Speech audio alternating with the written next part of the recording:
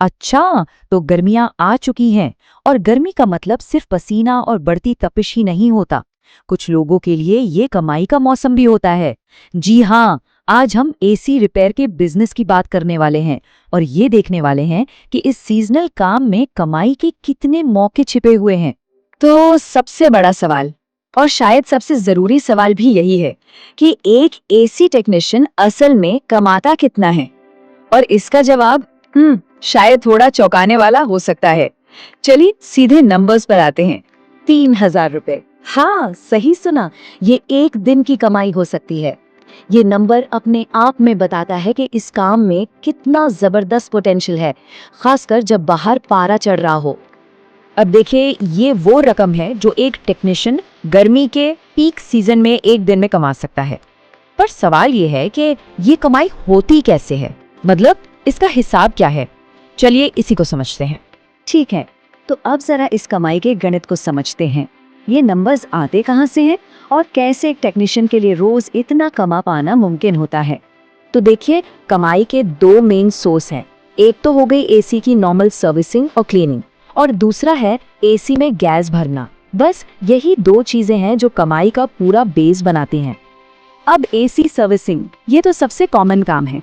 जैसे ही गर्मी शुरू होती है, लगभग हर घर को इसकी जरूरत पड़ती है ना।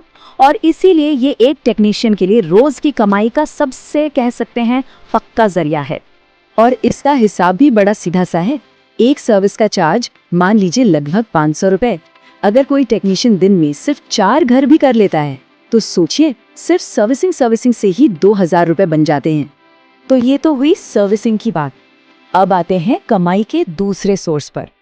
देखिए, सर्विसिंग से रोज का काम मिलता है, ये पक्का है। लेकिन जो असली मलाई है, मतलब सबसे ज्यादा प्रॉफिट मार्जिन, वो मिलता है एसी में गैस भरने के काम से। अच्छा, एक और मजेदार बात, ये काम सिर्फ फुल टाइम करने वालों के लिए ही नहीं है। इसे एक साइड हसल के तौर पर भी किया जा सकता है, मतलब एक्स्ट्रा इनकम के लिए। पार्ट टाइम करके भी महीने के 15,000 रुपए तक एक्स्ट्रा कमाए जा सकते हैं। जरा सोचिए, ये रकम किसी के लिए कितना बड़ा फर्क ला सकती है। और खास तौर पर दो तरह के लोग इसका फायदा उठा सकते हैं। एक तो स्टूडेंट्स, जो अपनी पढ़ाई के साथ कुछ कमाना चाहते हैं, और दूसरे वो लोग जो पहले से कोई जॉब कर रहे हैं पर अपनी इनकम को थोड़ा और बढ़ाना चाहते हैं। चलिए, पैसा कमाना तो एक पहलू हो गया, लेकिन इस काम में लंबा टिकने के लिए सिर्फ हाथ का हुनर ही काफी नहीं होता। कुछ और भी है जो बहुत बहुत जरूरी है। और यहीं पर हमें इस पूरे विश्लेषण की सबसे जरूरी सलाह मिलती है। ब्रदर्स रिपेयर के रवि कहते हैं, कामयाब वही है जो ईमानदार है। बस यही इस पूरे खेल का सीक्रेट है। और देखिए, ईमानदारी का मतलब सिर्फ सच बोलना नहीं है।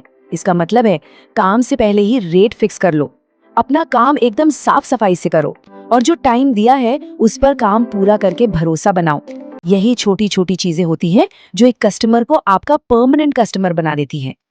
तो ठीक है, कमाई समझ ली, काम करने का तरीका भी समझ लिया, पर सवाल ये है कि शुरुआत कहाँ से करें।